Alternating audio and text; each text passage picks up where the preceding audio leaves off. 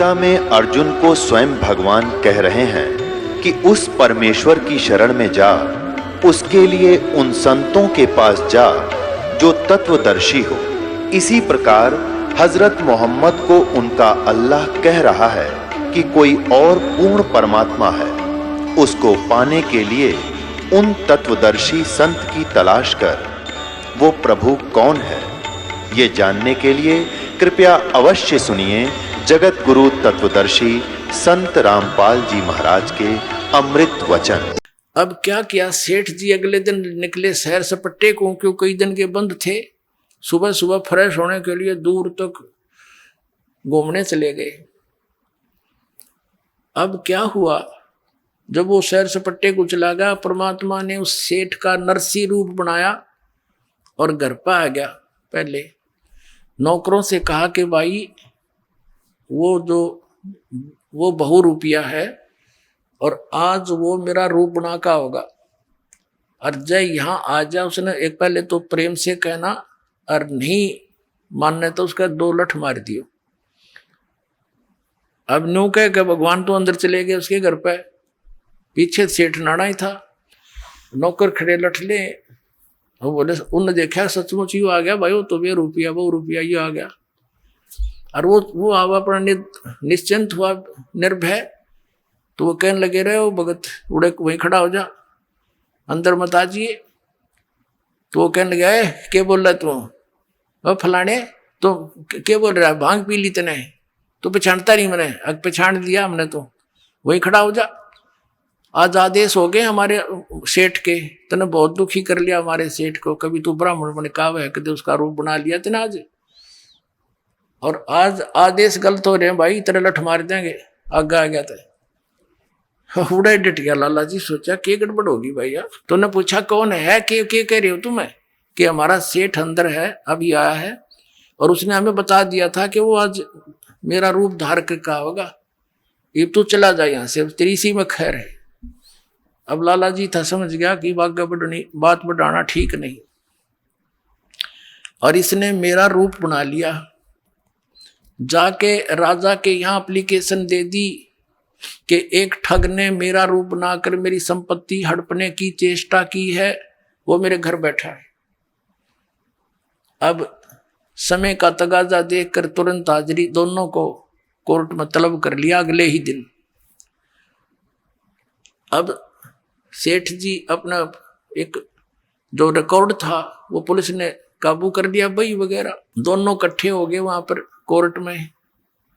तो जज ने पूछा कि भी कोई प्रमाण बताओ, ये बही हमारे पास है, इसमें कोई ऐसा लेख बता दो जिससे हम आपको पहचान समझ सकें कि आप असली और ये नकली। तो पहले उस असली जिसने एप्लीकेशन डाली थी उससे पूछा, भाई तू बता। वो कहने लगा, जी मैंने एक मकान बनाया था, उसमें इतनी कड़ी लाई थी, इसमें लिख रखी है, और लड़की का ब्याह करा था, उसमें इतने पैसे बात की आए थे, इतने कन्यादान की, वो भी लिख रखे। अकोर मेरा याद नहीं, इसमें तो और भी बहुत भरा पड़ा है, इसमें काफी और बता। तब जो परमात्मा बने हुए थे डुप्लीकेट उसके, वैसे तो ओरिजिनल है, भगवान तो सबके मालिक हैं। तो जो नकली था उससे पूछा, भगवान से पूछा कि बताओ इसमें कोई प्रमाण। तो परमात्मा ने पिछले पृष्ठ से शुरू कर दिया पढ़ना। अब सुन ले भाई, खोल कर देख ले जज। वो देखकर वो सारी सुनाने लग गया, 5-4 पृष्ठ लगातार पढ़ दिए। तो कोर्ट ने नकली को तो असली सिद्ध कर दिया और असली को नकली, और कहा भाग जा तू यहाँ से, तू झूठा है। अब लाला जी ने वही समस्या, भाई अब क्या करूं, देख केवणी कुंड से जन्म का दुश्मन था मेरा यूं, और इसने मेरी सारी ये संपत्ति छीन ली, बैठ गया जंगल में माथे पादर के। और क्योंकि जब आदमी ऐसी समस्या में वो भगवान ने याद करे, वो भगवान वही पहुंच गया लाला जी के रूप में, और कहने लगा, भाई सेठ जी बोल, यह संपत्ति तेरी थी कि मेरी? अग ठग थी तो मेरी, पर तने नाश कर दिया। तो दुश्मन कौन से जन्म का था? ने बोला, मैं तेरा दुश्मन नहीं, मैं मित्र हूं तेरा। नकमे या पहले भी मेरी थी और आज भी मेरी है, तो अनजान पड़े मैं अपनी मान रहा था। अगर ईब तेरी मृत्यु हो जाती 1 दिन पहले 2 दिन पहले तो कहाँ थी तेरी है नालायक कहीं का। और तूने जो यह संपत्ति जोड़ी इतना पाप इकट्ठे कर लिए ये सिर पर धर के ले जाएगा। और इसने कौन बरतेगा तेरी माया ने, ये तेरे रिलेट भाईचारा बैठा है बाट देखा कदी उम्र है इसने बांटा हम जारी नारी तन्ने के मिलेगा बुद्धू भक्ति करी नहीं सारी उम्र में यू कोड इकट्ठा कर लिया। और फिर परमात्मा के वचन में तो शक्ति भी होती है। एकदम आंख खुल गई अनुबला कति नहीं तू कर ले के करेगा तू, इस नरक में थोड़ा डालूंगा अपने बच्चे को आग में कौन गिरे। तो पैर पकड़ लिए परमात्मा बोले तने वापस दे सकता हूं एक शर्त पे, यदि तू इसने सारी न धर्म पुण्य में ला दे तेरे पाप कट कम हो जाएंगे। कहने लगा जी आप दया कर दो एक बार मैंने एक बार अलाउड कर दो इसने सारी न फूक दूंगा। बोला फूकी है ना दान करना। अब उसको अलाउड कर दी जाते तू आ गया। उससे दिन से भंडारे शुरू कर दिए। जैसे भी दान धर्म उसने करके कत्ती फारग हो गया और अपनी पत्नी ने लेकर झुपड़ी गाल कर गांव से बाहर रहने लग गया। अब पहले तो सारा संसार उसका आदर करे था क्योंकि माया की पूजा होती है। और फिर उसने लागे कहीं तो ढेड है इसने नाश कर दिया, रिश्तेदार भी मुंह मोड़ गए हैं नाश कर दिया। एक बाबा की बकाई में आ गया है ब्राह्मण की बात माँ किसने सारा नाश कर दिया सबकी में लुटा दिया। अब क्या हुआ कि एक कुछ वो आगे 4 संत थे भक्त, उन्हें जाना था द्वारका में। और पहले उनकी हुंडी चलती थी नरसी की, ड्राफ्ट बनाता था। गांव में गया उसने पूछा, उन्होंने पूछा भाई नरसी भगत के हमने जाना नरसी सेठ कैसे और ये हुंडी बनवानी है 500 रुपए की। तो गांव में कुछ हर तरह के व्यक्ति होते हैं, कुछ एक ने उनको मिसगाइड कर दिया कि सेठ जी ने आजकल वैराग ले लिया है और एक जंगल में झोपड़ी डालकर रहते हैं और वहीं से सारा कारोबार करते हैं, वहां जाओ वहां से बनवा लो। अब उन्हें एक और सतर्क कर दिया था कि भाई वो नखरे कर है गणे, कई बार कहोगे जब बनाओगा। अब वो हुंडी थारी जल्दी सी बनाएगा नहीं, उसने घना धन है उसके पास और वो नखरे बहुत करता है। अब वो साधु संत चले गए और कहा नरसी कौन है, कहा जाओ भाई ये दास है नरसी के ले सेठ जी हमारी 500 रुपये रख दिए चांदी के और हमारी हुंडी बना दे, ड्राफ्ट बना दे। नरसिंह जी ने कहा महात्माओं अब मेरे पास वो पावर नहीं रही, सरकार ने छीन ली है, मेरे पास पैसा नहीं है और आप कहीं और से बनवा लो। तो वो तो चारों कहने लगे रहे कमाल की बात है, ढूंढते ढूंढते यहाँ आए हैं और तू वो नखरे करता है, गांव वाले ठीक ही करे थे, तू वो पहले वाला नरसिंह नहीं रहा। अब सेठ जी ने सोचा साधु संत को देते न शराब दे दें, इनके वचन में शक्ति होती है, डर गया हो कहने लगा। और फिर ये सोच लिया गांव वाला ने मजाक कर रखा है, मेरी तो और ज्यादा दुर्गति हो जाएगी। कहने लगा ठीक है महात्माओं रख दो। एक कागज मंगा कर उनसे कि कागज ले आओ एक, और लिख दिया किसके नाम, क्योंकि कृष्ण का पुजारी था, सांवरा सांवरा सेठ, सांवरा यानी काला, कृष्ण का अर्थ ही काला होता है, यानी सांवरिया सेठ। और कहा जाओगे तुम द्वारका, द्वारका के अंदर सांवरिया नाम का एक सेठ है, वो तुमने ये पैसे दे देगा, उसका अपना मार दी मोर, लिख दिए साइन कर दिए आपका दास और नरसी दास। अब वो लेकर कागज पहुंचे वहां द्वारका नगरी में। उधर से क्या किया सेठ ने, उन 500 रुपए की उसी समय खाने का भंडारे का सामान मंगाया और उसका भंडारा कर दिया। उसमें आसपास के राह चलते गांव के सब भोजन कर गए, साधु संत बुला लिए, क्यों वहां जाने में द्वारका जाने में 1 हफ्ता लगना था। इस दौरान उन्होंने भंडारा रख दिया और सब भंडारा कर दिया, सब पैसा लगा दिया, सारा टोटली जो भी 500 का सामान आया था सब वितरित कर दिया।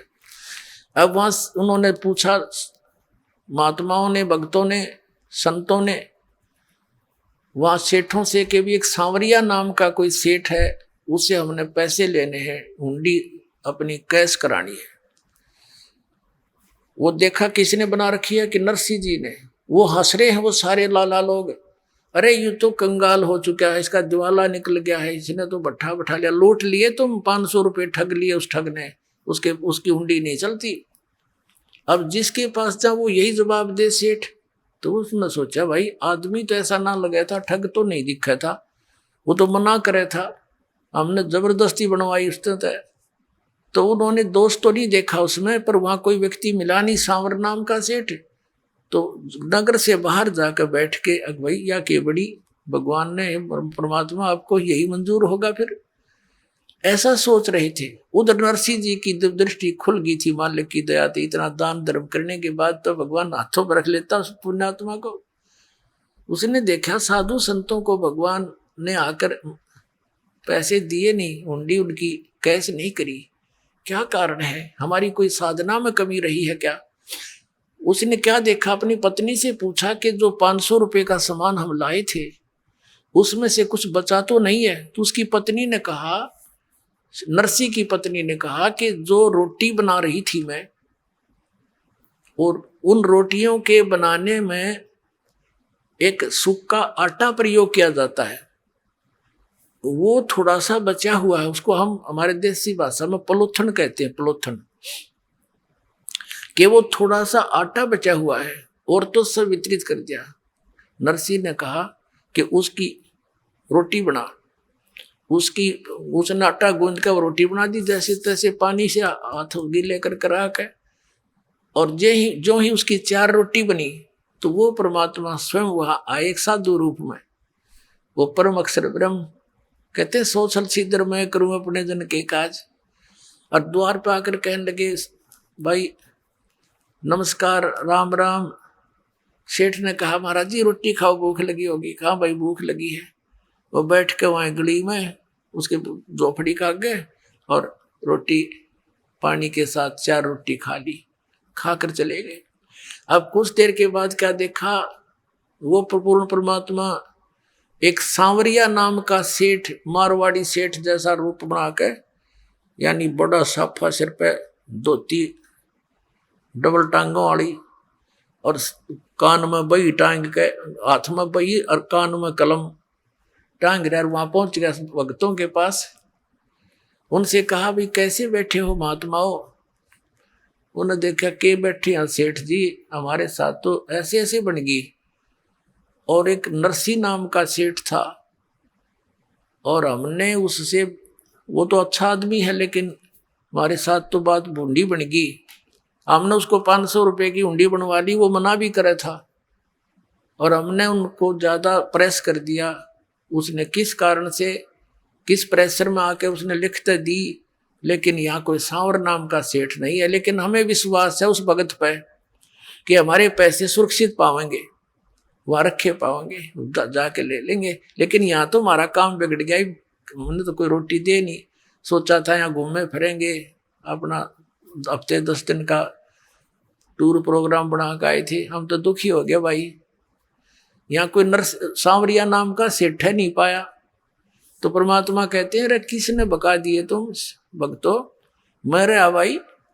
बोला जी सारे द्वारकाले मना करें थे, लाला जी हले आजा वहीं चलेंगे। अब जो वो लाला लोग मजाक करें थे भगत का, हंसी करें थे, ठाठा ठाठा करें थे, ठग लिए। चौराहे के ऊपर कहा कि यहाँ बिछाओ तुम्हारी चादर भगतों, और परमात्मा बांध रहे गठड़ी 500 रुपया की, एक रुपया नुकती फरेस जानू आज बन के आया होगा। ऐसे पटके नुकले में गिन लो, 1 2 3 4, यानी और खूब खुड़का करें ऊपर तक, देखो सारे बकाल बाणिया बकाल निकल के द्वारका के, कि सांवरिया सेठ कितना आ गया भाई, और 500 रुपये दे दिए। और के कहा कि भाई भक्तों अब जाओ ना तुम नरसिंह जी के पास, उसको ये कह देना चाहिए एक कितने करोड़ों ढूंढी बेच दे, उसका दास हाजिर पाओगा, और कह दिया उसको हमेशा उसके हाजिर रहेगा दास उसका। बोलो सतगुरुदेव।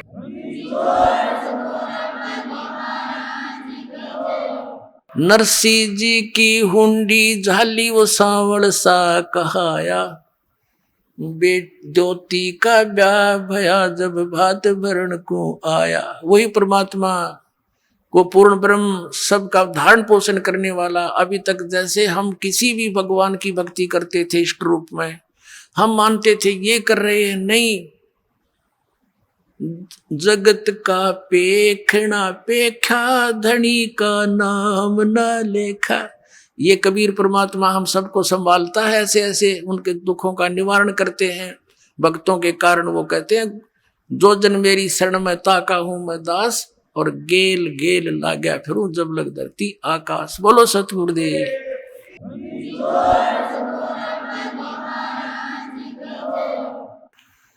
परम पिता परमात्मा पूर्ण ब्रह्म सारी सृष्टि के रचनहार कुल मालिक कबीर परमेश्वर जी की असीम कृपा से आप पुण्यात्माओं को ये सत्संग सुनने का सु अवसर प्राप्त हुआ।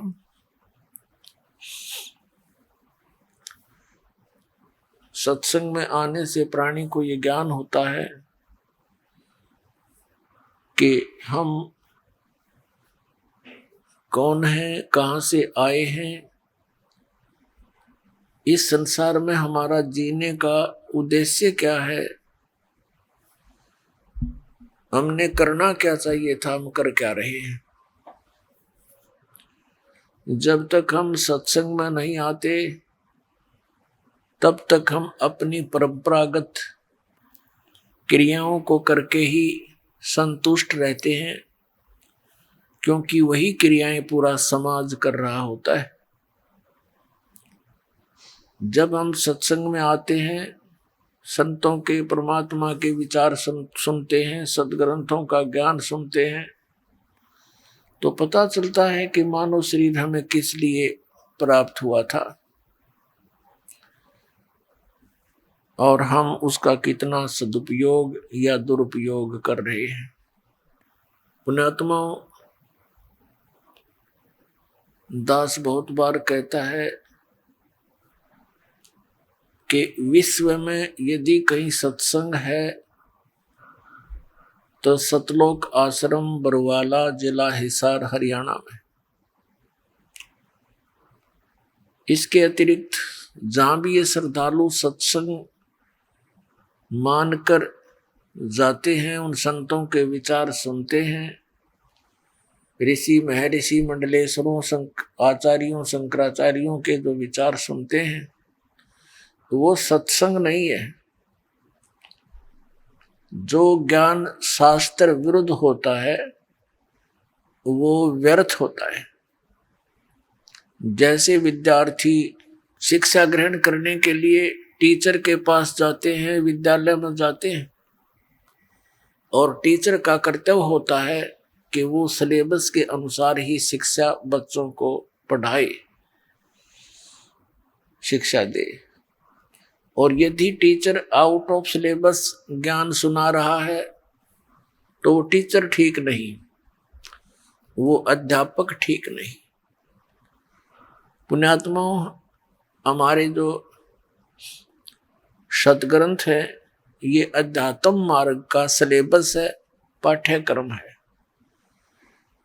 श्रीमद् भगवत गीता अध्याय नंबर 16 के श्लोक नंबर 23 और 24 में स्पष्ट कर दिया है इस पवित्र शास्त्र ने कि शास्त्र विधि को त्याग कर जो मनमाना आचरण करते हैं, मनमानी पूजाएं करते हैं, जिनका सदग्रंथों में प्रमाण नहीं है, तो उनको न तो कोई सिद्धि प्राप्त होती है, न उनकी गति होती है, और न ही उनको कोई सुख प्राप्त होता, अर्थात व्यर्थ।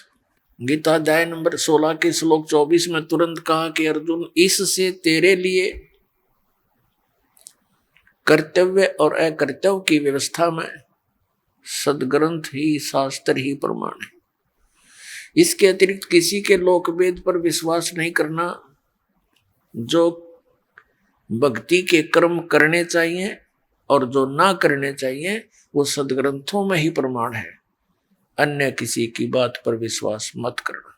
पुण्यात्माओं, ये तत्व ज्ञान परमेश्वर स्वयं ही आकर प्रदान करते हैं।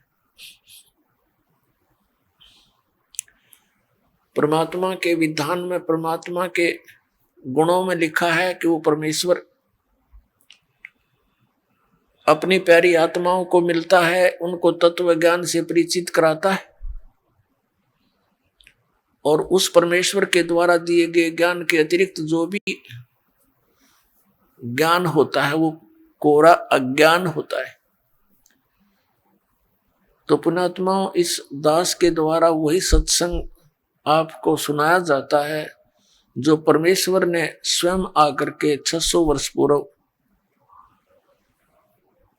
काशी शहर बनारस में प्रकट होकर के अपनी प्यारी आत्माओं को सुनाया था।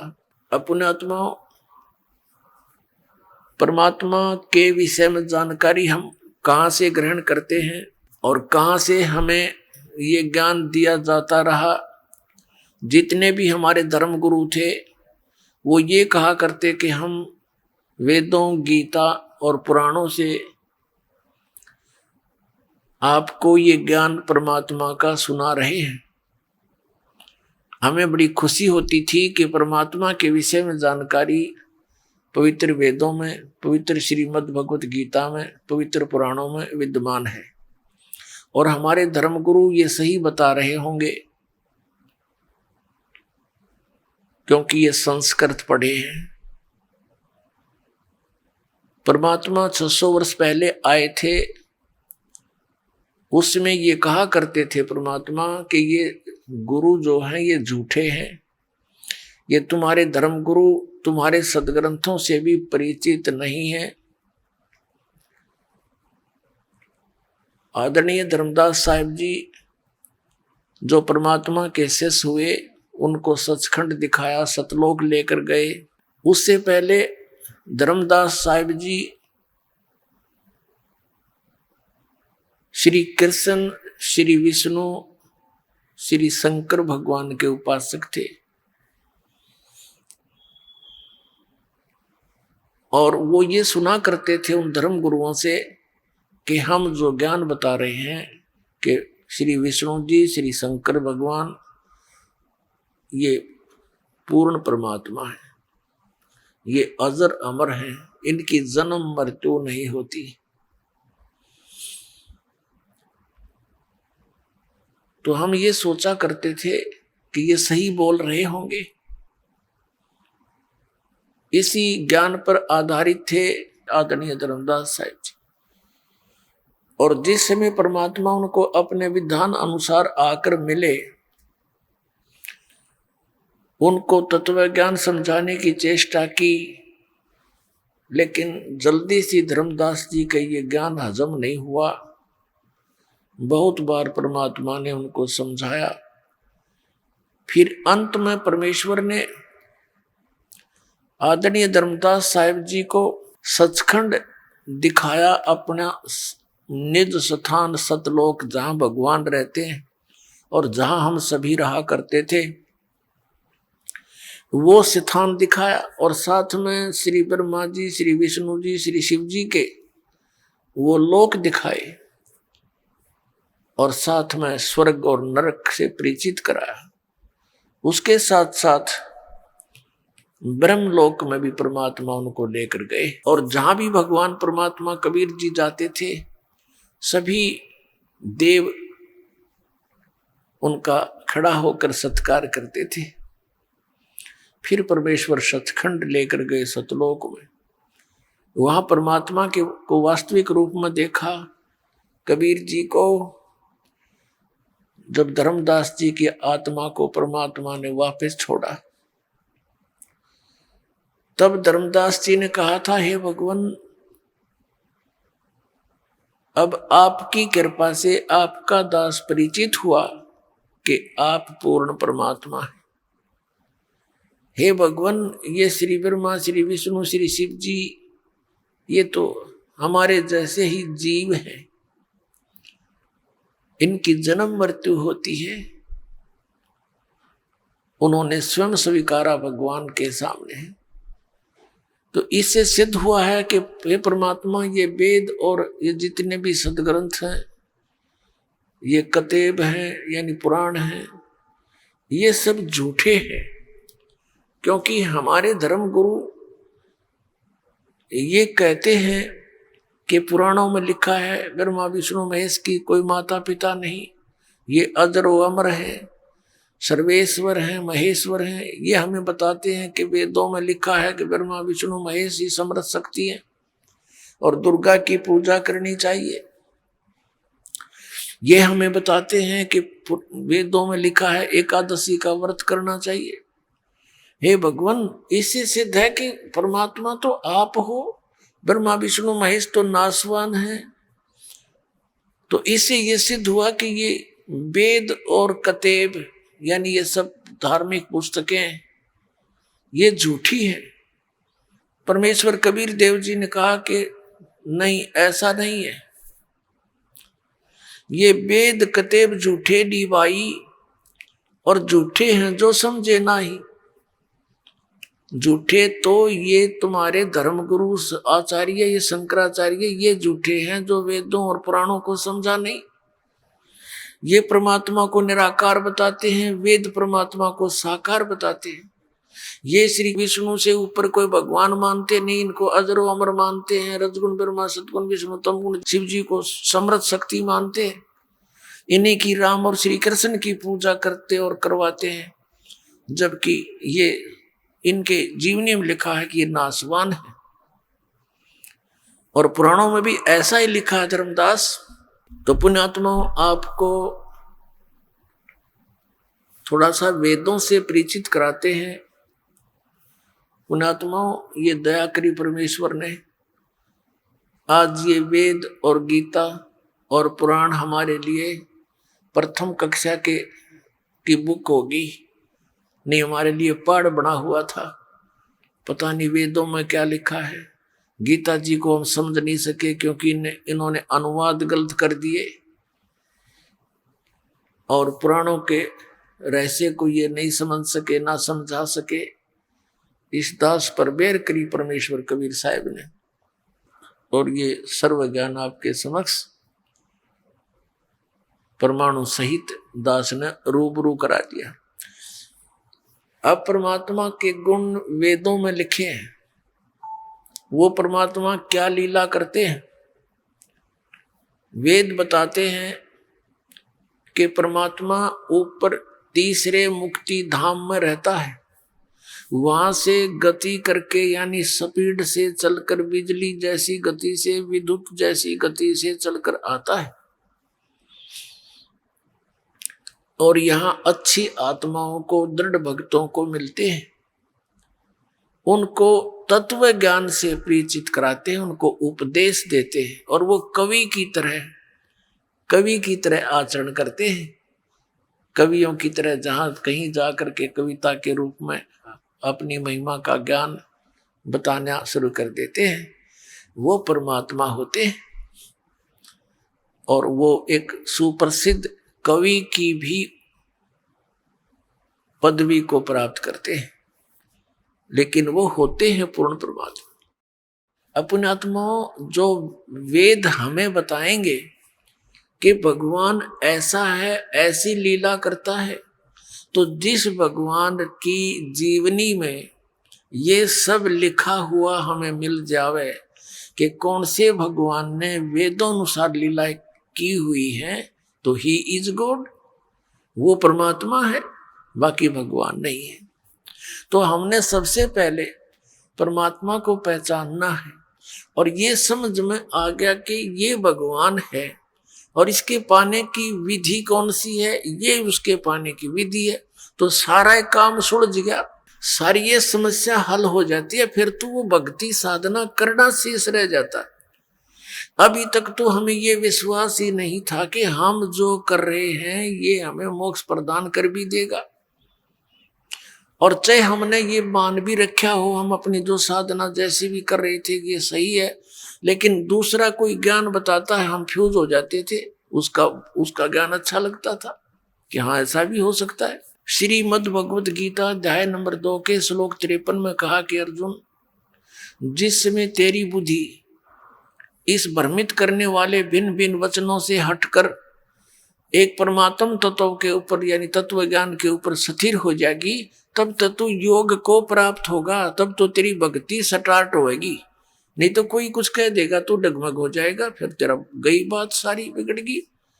तो पुण्यात्मा इस दास का उद्देश्य है आप जी को निरसंशय कर दूं और आपके मन में कोई शंका ना रहे, तब आप इस भक्ति रूपी सफर पर निसंकोच चल पड़ोगे और जितने कदम रखोगे अपने मालिक की ओर होंगे, क्योंकि वो मार्ग है, कुमार्ग नहीं, वो सुमार्ग है। वो मंजिल की ओर जा रहे हो आप, और मंजिल की दूसरी दिशा में चाहे कितनी स्पीड से जा रहा हो, उसकी वो यात्रा व्यर्थ होती है। तो ये भक्ति का मार्ग है। जब तक हमें ये मार्ग समझ में नहीं आएगा, उस पर चल भी रहे होंगे तो भी हम, अगर दिशा ठीक नहीं होगी तो व्यर्थ होगा। पुण्यात्मा, ये वर्तमान में जो शुभ समागम चल रहा है, ये किस उपलक्ष्य में है? ज्येष्ठ सुदी पूर्णमासी।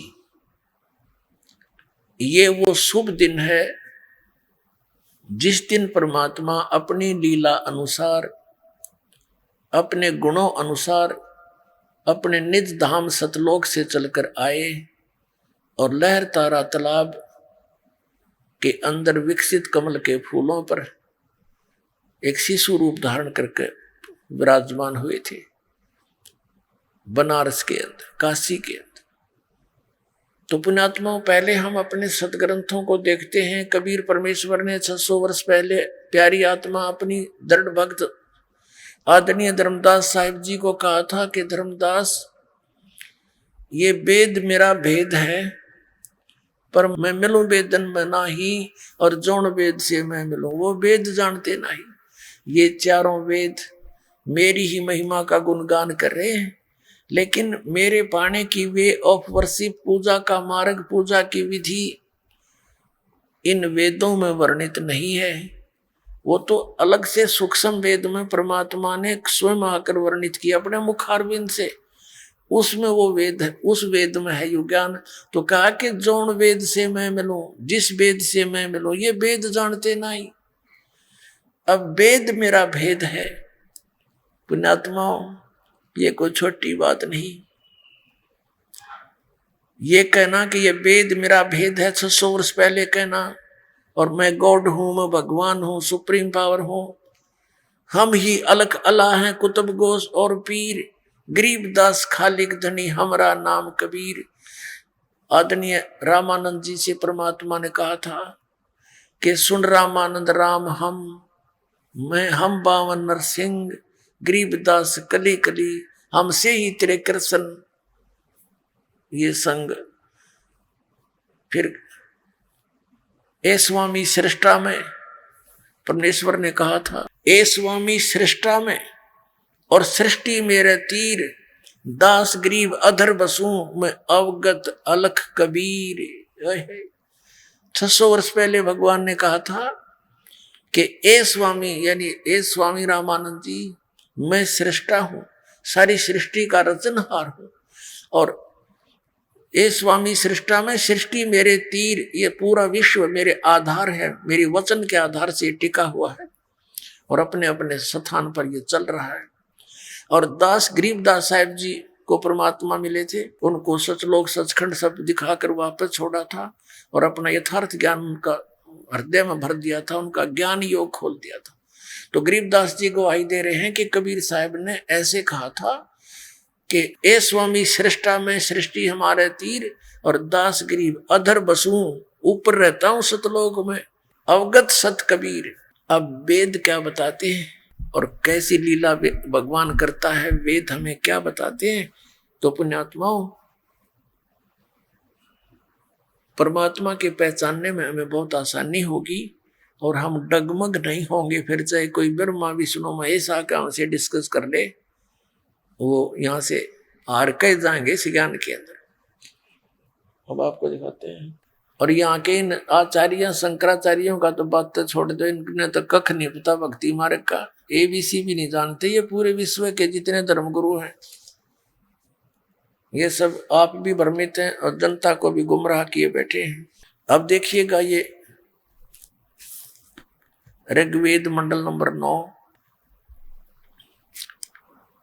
इसमें 9 मंडल में आपको दिखाते हैं ऋग्वेद के ये कहां से प्रकाशित है? प्रकाशक हैं सर्वदेशी कार्य प्रतिनिधि सभा, महर्षि दान भवन, रामलीला मैदान, नई दिल्ली। ये इनके फोन और फैक्स नंबर है। मुद्रक हैं Prince offset printers, 1510 Pataudi house, Daryaganj, नई दिल्ली से।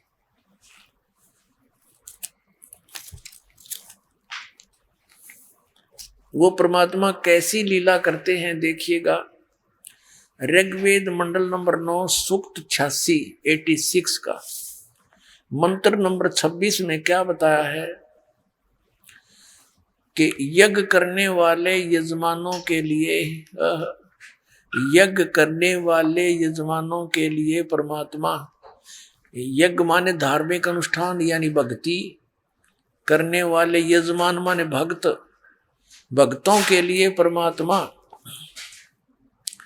सब रास्तों को सुगम करता हुआ उनके विघ्नों का मर्दन करता है, नाश करता है, और उनको पवित्र करता हुआ, भक्तों को पवित्र करता हुआ और अपने रूप को सरल करता हुआ, वह कांति में परमात्मा।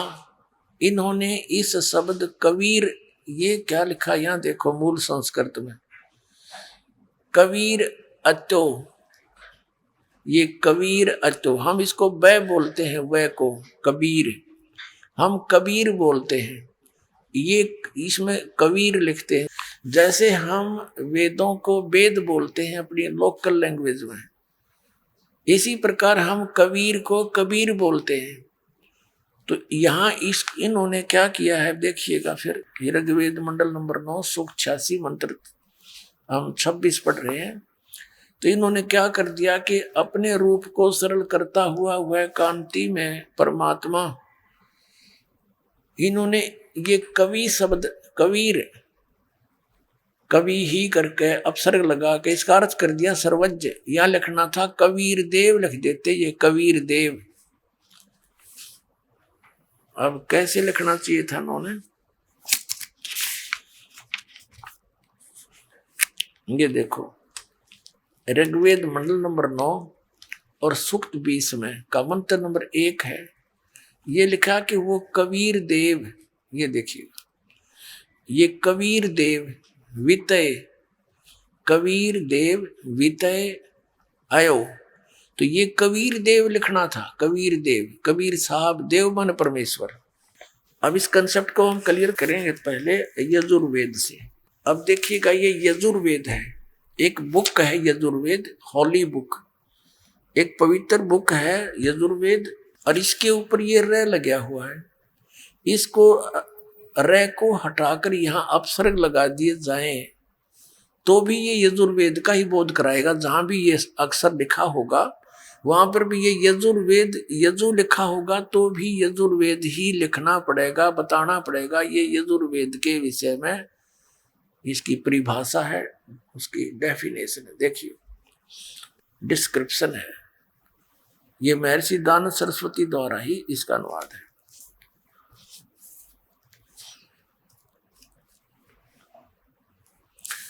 प्रकाशक सर्वदेशी आर्य प्रतिनिधि सभा 2/5 महर्षि दानंद भवन, रामलीला मैदान, नई दिल्ली। और ये महर्षि दानंद सरस्वती द्वारा इसका अनुवाद है। मुद्रक हैं Prince offset printers, 1510 Pataudi house, Daryaganj, नई दिल्ली से।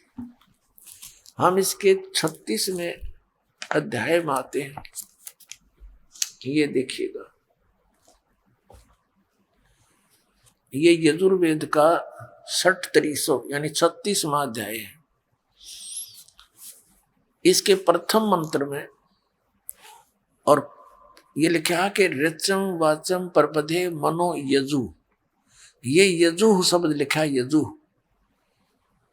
अब इसका अनुवाद इसने ठीक किया, यहाँ पर इस अर्थ ठीक करा इस यजु का। इस यजु का अर्थ यजुर्वेद लिखा, ये बिल्कुल सही लिखा। यदि यजुर्वेद ना लिख कर इस अर्थ इस शब्द का अर्थ कर दिया जाता तो ये अनुवाद व्यर्थ हो जाता, क्योंकि यजुर्वेद की महिमा इस मंत्र में कही गई है। और यजुर्वेद ना लिख के और यजु का कोई और अर्थ कर दे ऊट पटांग, तो कौन कैसे समझेंगे ये किसकी महिमा है। तो यहां इसने इस यजु को यजुर्वेद लिखना पड़ा कि यजुर्वेद पुस्तक के विषय में है, जबकि यहाँ केवल यजु ही शब्द है। तो पुण्यात्माओं, ठीक इसी प्रकार हमने इन वेदों में कवि जहां लिखा है, कवि जैसे ये कवि कहते हैं, हमने प्रसंगवश उसको कबीर देव कहना पड़ेगा। जहां परमात्मा की महिमा चल रही है तो वहां इसको कवि का अर्थ कबीर देव समझना पड़ेगा। और जहां पर कहीं कोई काव्यकार की महिमा है तो वहां वो काव्यकार ही लिखा जा सकता है, अन्यथा कवि का अर्थ सर्वज्ञ आदि नहीं कर सकते, क्योंकि कोई कवि सर्वज्ञ नहीं होता। ये देखिएगा फिर से, अब हमने यजुर्वेद रख दिया है, ऋग्वेद उठा लिया है, जिसमें हम ये प्रूव करना चाह रहे हैं कि लीला परमात्मा कैसी लीलाएं करते हैं।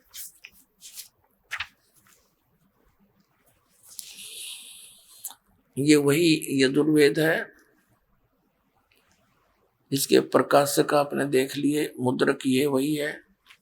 अब हम आते हैं ऋग्वेद मंडल नंबर 9 सूक्त 86 के मंत्र 26 में। अब आसानी से समझ में आओगा, यज्ञ इन्हीं का अनुवाद है, ये आर्य समाज के आचार्यों का। यज्ञ करने वाले यजमानों के लिए परमात्मा, यानी धार्मिक अनुष्ठान करने वाले भक्तों के लिए परमात्मा सब रास्तों को सुगम करता हुआ उनके विघ्नों को मर्दन करता है, उनके संकटों का नाश करता है, और उनको यानी भक्तों को पवित्र करता हुआ और अपने रूप को सरल करता हुआ। पुण्यात्माओं, सतलोक के अंदर परमात्मा सह शरीर है, मनुष्य जैसा उनका शरीर है। वो लोक भी तेजों में है और परमात्मा का अपना मनुष्य जैसा शरीर जो है वो भी तेजों में है। उनके एक रूम में, रोम वाने वैसे तो बाल बोलते हैं, रोम एक रोम में, लेकिन एक रोम कूप में इतनी शोभा है, इतना नूर है, करोड़ सूर्य करोड़ चंद्रमा मिला दे और दोनों की मिली जुली रोशनी भी परमात्मा के एक रोमकूप के सामने, उस रोशनी के सामने फीकी। यदि वो परमात्मा उस तेजों में शरीर समेत सहित यहाँ आ जावे तो हम नहीं देख सकते, हमारी आंखें बंद हो जाए, ये चरम दृष्टि नहीं देख सकती। इसलिए वो अपने रूप को सरल करता हुआ, यानी बिल्कुल समेट के अपने सारे उस प्रकाश को और सरल करके हल्का तेज पुंज का रूप बना के वो आकर हमें मिलता है। ये देखिए, हम ये पढ़ रहे हैं ऋग्वेद मंडल नंबर 9 सूक्त 86 मंत्र 26 को। अपने रूप को सरल करता हुआ वह कांति में परमात्मा कबीर देव लिखना था, यहाँ कबीर देव विद्युत के समान क्रीड़ा करता हुआ, यानी बिजली जैसी गति से वर्णीय पुरुष को, यानी अच्छी आत्मा को, अच्छे भगत अच्छी आत्मा को प्राप्त होता है, मिलता है। अब देखना 27 नंबर मंत्र में, ऋग्वेद मंडल नंबर 9 सूक्त 86 का मंत्र 27 है। वह जो परमात्मा प्रकाश पुंज परमात्मा, जो परमात्मा ध्रुलोक के, यानी उस तेजो में लोक के, सतलोक के तीसरे पृष्ठ पर विराजमान है, वहां बैठा है, वहां रहता है। अब ये स्पष्ट हो गया कि कबीर देव नाम का कोई भगवान है। कबीर देव, देव माने परमेश्वर, भगवान, तो वो ऊपर सतलोक में रहता है, सतलोक के तीसरे भाग में, यानी सबसे टॉप मोस्ट प्लेस पर। प्रत्येक स्थान का लोक का अपना अपना दर्जे है, तो सबसे टॉप में रहता है भगवान सतलोक के अंदर, नीचे उनके बच्चे वहां उनकी सृष्टि सतलोक में है। तो क्या बताया है कि परमात्मा साकार है और वो वहां रहता है ऊपर, और कंसेप्ट क्लियर किया, और वहां से चलकर आता है। और दिखाते हैं इसी में ऋग्वेद मंडल नंबर 9 सूक्त 82 के, ये देखिएगा ऋग्वेद मंडल नंबर 9 सूक्त 82 यानी 82 का और मंत्र नंबर 1 में ये कितना, जो सर्व उत्पादक प्रभु यानी सबको उत्पन्न करने वाला परमात्मा, प्रकाश रूप यानी तेजो में शरीर युक्त, सद्गुणों की वृष्टि करने वाला, पापों के हरण करने वाला है, वह राजा के समान राजा। देखो हम देखना यार, हम इसको 269 पृष्ठ पर पढ़ रहे हैं 269 पर, और 270 पर आपको दिखाएंगे वह है राजा के समान। ये 270 पृष्ठ है। राजा के समान दर्शनीय है, देखण जोगा है, राजा के तरह यानी पूरे ब्रह्मांडों का मालिक रूप में दर्शनीय यानी देखण जोगा साकार है। वह पृथ्वी आदि लोकांतरों के चारों ओर शब्दमान हो रहा है। वह वर्णीय पुरुष को यानी अच्छी आत्मा को जो दृढ़ भक्त है उसको पवित्र करता हुआ प्राप्त होता है।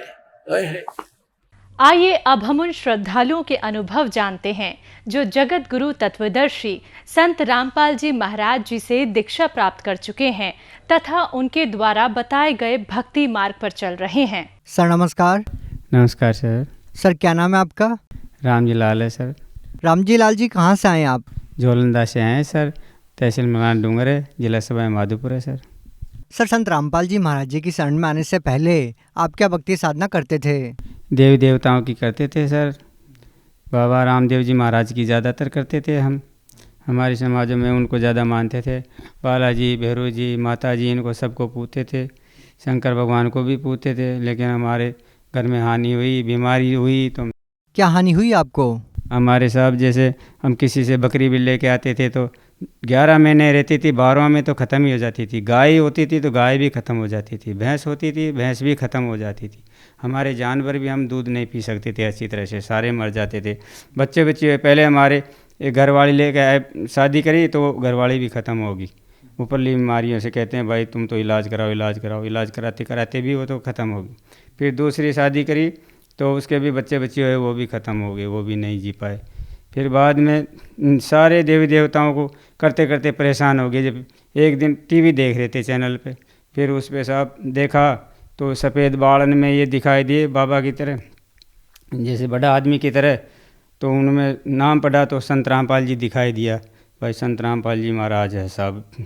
तो उनको देखते देखते उनके इंटरव्यू में आते हैं, बाद में आते हैं, वो सत्संग के बाद में आते हैं। उनकी भाइयों की बात सुनी मैंने, तो उसमें ये हो कि भाई कोई किसी के रीढ़ की हड्डी टूट जाती है उसमें अच्छे का होता है, उसमें भी फ़ायदा है। किसी को ऊपर बीमारी होती है तो उसमें भी फ़ायदा होता है। हाथ पैर टूट जाते हैं उसमें भी फ़ायदा। मैंने सोचा मेरी घरवाले से तो भाई मगर अपन भी चलते हैं वहाँ और अपना भी फ़ायदा हो जाएगा। तो परेशान होकर फिर हम उधर गए। सर क्या आपने अपनी भूत प्रेत की बाधा के समाधान के लिए कोई गुरु भी बनाया था? गुरु बनाया था साहब। पहले हमने पहला गुरु तो बनाया भजनानंद जी महाराज जी थे 2001 में। उनका भी बहुत नाम दाम लिया, फिर भी कुछ भी पार नहीं पड़ी साहब। उन्होंने ओम नाम दिया था, खूब भक्ति कर ली, कोई भी फ़ायदा नहीं हुआ साहब। उसके बाद में मेरे घरवाली क्या नाम से वो कहती है कि मैं उधर चले जाती हूँ सतपाल जी महाराज के, वहाँ नाम ले लेती हूँ। मैंने कहा भाई तू उधर ले ले, मैं तो उससे भी मना नहीं किया। फिर मैं धन सतगुरु जी के चले गया, मैं उधर कर रहा था, उधर भी कोई फ़ायदा नहीं हुआ हमारे। फिर हमको तो वो चैनल देखा संत रामपाल जी महाराज का, और उसमें हमने ये बीमारियों को देखा, तो फिर हम उधर चले गए। हमारे पास पैसा भी नहीं था, हमारे पास सारे पैसा भी ख़त्म हो गया, कर्जा और हो गया, हमारे 5-7 लाख रुपए का कर्जा भी हो गया, और इतना पास में था वो भी पूरा खर्च हो गया, कुछ भी नहीं बचा। सर आपके जीवन में इतनी सारी परेशानियां थी, भूत प्रेत की बाधा से आपका पूरा परिवार परेशान था, तो फिर आपने संत रामपाल जी महाराज जी से नाम दीक्षा क्यों ली? हम टीवी पे देख रहे थे साहब, टीवी देखते देखते रात के 9 बजे से 11 बजे तक वो आए सत्संग।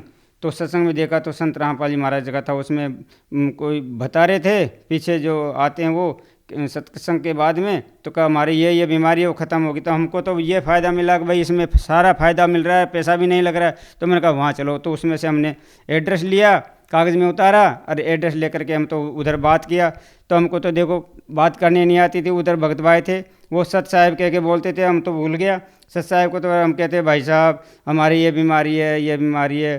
फिर ऐसे हम चले गए। उन्होंने बोला आप आ जाओ बरवाड़ा में, वहाँ संत रामपाल जी महाराज का आश्रम था। और हमको तो वो रेलवे स्टेशन पे गया, वहाँ जाते ही गाड़ियाँ मिली बहुत सारी और कहते भाई आ जाओ आ जाओ, संत रामपाल जी महाराज के चलने वाले सब आ जाओ। जो छोटी छोटी कारें भी थी, बड़ी बस भी थी, तो बहुत ही आदमी भरे रेलवे स्टेशन से। हमसे तो कोई पैसा ही नहीं लिया, वहाँ आश्रम पे ले जाके छोड़ दिया। मैंने सोचा भाई पैसे लेंगे, 1 भी रुपया नहीं लिया। हम तो उतर गए। तो हमारे घरवाले भी थे, मैं भी था। शुरुआत में हम दोनों ही गए थे सब। तो अरे एक गांव में से था पास में, उसके भी कोई कैंसर की बीमारी हो रही थी, तो वो भी चले गए घरवाले को लेके उसके साथ में। तो 4 जीव गए थे हम। तो 4 जीव वहाँ चले गए। जाते हैं वहाँ के भाई चेक करने लगे तो हमारे तो हमसे जो 2-3 दिन में आएंगे। बीड़ी पीता था, हमारे घरवाले भी बीड़ी पीती थी। तो 4-4 5-5 बंडल और माचिया धर लेगी। तो वहाँ जा कर के बाहर ढोल रखा था, लेन लगा दी आदमियों के अलग और औरतों के अलग। तो हमारा तो सामान जेवा सब चेक करी, बोले ये सारी बीड़ी माची यहाँ निकाल दो, जो चलम है जो तम्बाकू पीते हैं सब बाहर निकालो और इसमें डाल दो। तो हमने सोचा थोड़ा बहुत तो छुपा लेते हैं, बैग में रख लिया और बाहर की तो हमने डाल दी।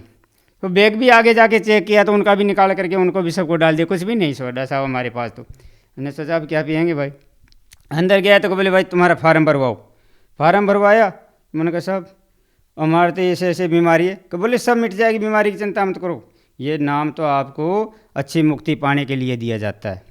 फिर वहाँ देखा साहब, वहाँ ताव भाव देखा तो आश्रम में अंदर देखा तो बहुत भक्त भाई वे बहनेर सारे भाई सब थे, बहुत थे। तो ऐसा तो हमने कभी वो आश्रम भी नहीं देखा, ज़िंदगी में पहली बार देखा। बड़े बड़े खम्मर ऊंचे पे चादर थे। ऐसे गया फिर वहाँ देखा कि भाई पहले तो तुम ऐसे करो, खाना खाओ, चाय पानी पियो और नहा धोई करो, नमटा धोई करो, सब कुछ करो। मैंने कहा साहब हम तो हमारी बीमारी का लगन लग रही कि भाई बीमारी मटे पहले, तो हम तो जाते हैं। मैंने कहा साहब हमारी बीमारी मटना चाहिए। कि बोले भाई मिट जाएगी, तुम्हारा को अभी फार्म भरवा देते हैं। खाना वाना खाया, नया धोया और वहाँ गए साहब, जा कर के उनको नाम का फार्म भी आ रहा था ना, वो लेकर बैठा दिया कि भाई यहाँ नाम लो। जब से हमने संत रामपाल जी महाराज फिर वो दीक्षा ली ना साहब, दीक्षा लेने के बाद में मेरे को ये पता नहीं चला गया जब से भी मेरे को कोई वो बीमारी का एहसास नहीं हुआ। परमात्मा की मर्जी हुई, हमको तो मालूम नहीं था भाई परमात्मा ही स्वयं आए हुए हैं धरती के ऊपर। हम तो वैसे ही गए साधारण कोई संत है वैसे ही इन और महात्मा साधुओं की तरह। तो वहाँ गए तो साहब नाम लेते ही हमारे तो वो बीमारी का ये पता नहीं चला किधर गई वो बीमारी, आज तक भी हमको मालूम नहीं है। सर आपने बताया कि आपने संत रामपाल जी महाराज जी के आश्रम में जाके उनसे नाम दीक्षा ली। सर पहले आप सतपाल जी महाराज से जुड़े थे, उनके आश्रम में भी गए होंगे, तो संत रामपाल जी महाराज जी व संत सतपाल जी महाराज जी के आश्रम में आपको क्या भिन्नता नजर आई? अजी वहाँ की तो कोई व्यवस्था नहीं है, लेन लगा के तो खाना देते हैं, 40 रुपये की एक प्लेट लगाते हैं, एक थाली में खाना देते हैं, उसमें भी 40 रुपये लेते हैं वहाँ तो। इसलिए हम तो इधर गए तो वहाँ तो खाना खाया तो वहाँ भी कोई पैसा भी नहीं। संत रामपाल जी महाराज के तो आश्रम में कोई पैसा भी नहीं लेते हैं। और वो रजाइयाँ ओढ़ने को देखो, बिस्तर देखो, गद्दा देखो, सारे फ्री में दे रहे हैं। बैठना उठना खाना नहाना धोना सारा फ्री है, तेल साबुन सारा फ्री है, दूध पियो तो दूध, छाछ खाओ तो छाछ। और सतपाल जी महाराज के आश्रम में उधर तो पैसा लेते हैं, 40 रुपये लेते हैं एक थाली का ही, उसमें रोटी सब्जी मिलती है, वैसी अच्छी सब्जी भी नहीं मिलती है अच्छी तरह।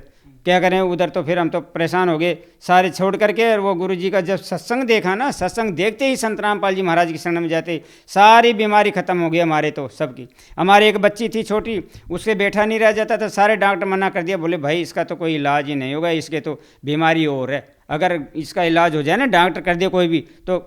और यहाँ हमारे सवाई माधोपुर में थे, वो डॉक्टर मना कर दिया, बोले कहीं भी ले जाओ, दिल्ली बम्बई कहीं भी चले जाओ, आपका कोई इलाज नहीं होगा इसका।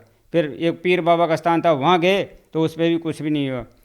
हम कोटा चले गए, कोई बोले भाई कोटा जाओ पीर बाबा के, वहाँ बोले अब्बास समलदारा बाबा अब्बास समलदारा मौला अली शहजादी जन्म शहजादी सकीना बीबी फातिमा मेहंदी कुआड़ी उनका स्थान है, और वहाँ पे चूल जलती, होली को 8 दिन रहे, वहाँ भी कोई फ़ायदा नहीं हुआ हमारा, तो वहाँ से भी आ गए सब।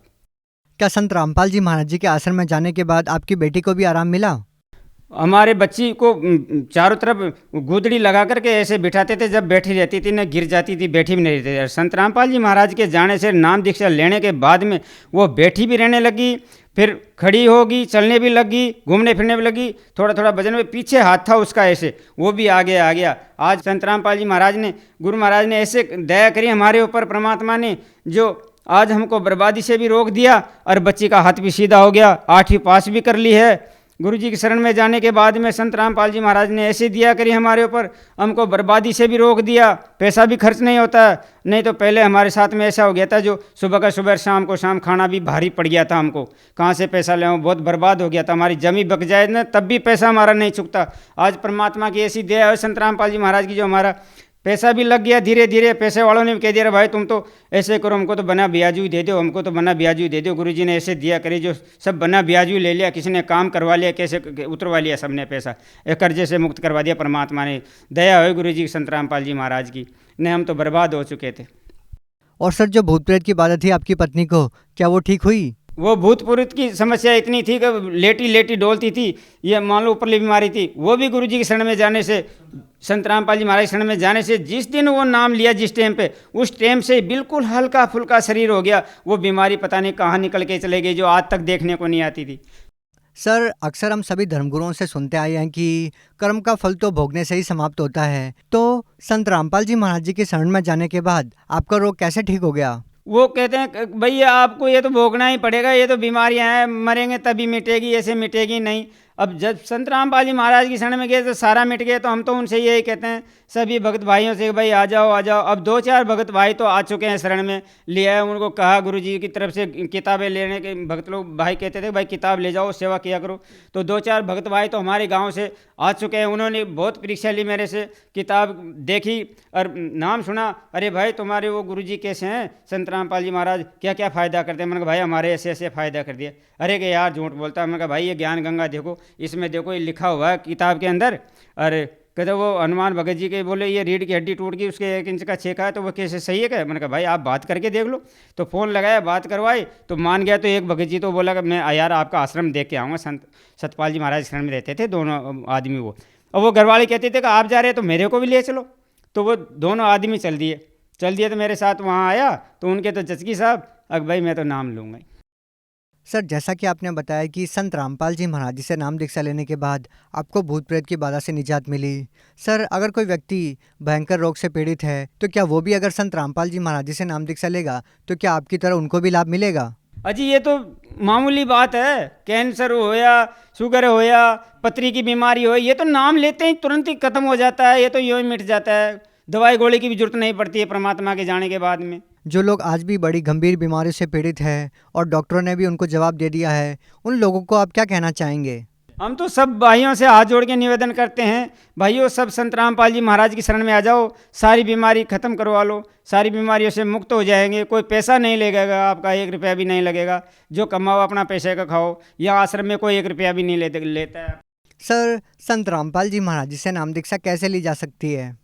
संत रामपाल जी महाराज से नाम दीक्षा, जब नीचे टीवी में पीली पट्टी आती है, शाम को 7:30 से 8:30 बजे तक 1 घंटा डेली आता है सत्संग, तो उसको देख करके और उसमें नंबर उतार करके वहाँ फ़ोन करके और वहाँ चले जाओ और वहाँ नाम दीक्षा ले सकते हैं। बहुत बहुत धन्यवाद। सत साहिब।